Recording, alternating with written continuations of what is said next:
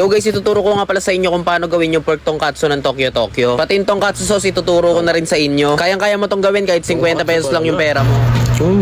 So ayun na nga, gabi na nga pala nito nung pumunta ako na sa Monte para bumili ng pork chop guys. Bali yung dalawang pork chop nagkakahalaga nga lang pala na 94 pesos. So kapag bumili tayo ng isa, 50 pesos lang. Tapos ayun, agad nga pala akong bumalik sa bahay nung nakabili na ako ng pork chop. So ayun na nga, tinignan ko agad yung rep ko kung may tira-tira pa kaming mga kakailanganin dito sa pagluto ng pork tonkatsu tulad itong all-purpose flour at saka cornstarch. Sakto may breadcrumbs din at saka may ketchup pa. Tapos kumuha na ako ng toyo at saka Worcestershire sauce.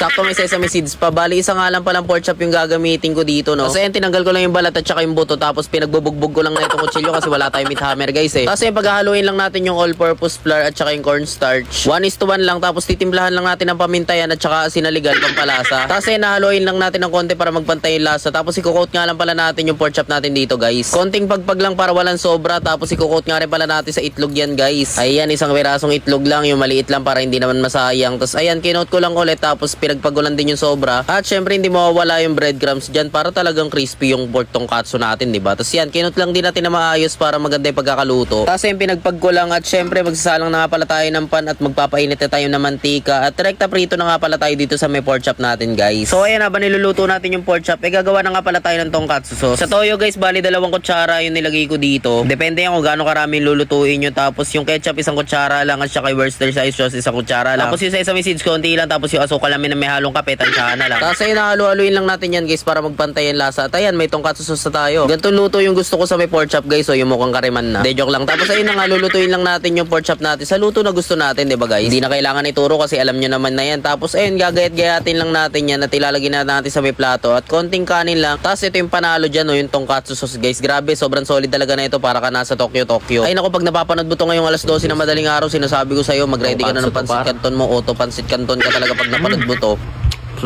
So ayun na nga guys, ito na yung niluto natin, no, pork tonkatsu par. Napaka-solid na ito, you know.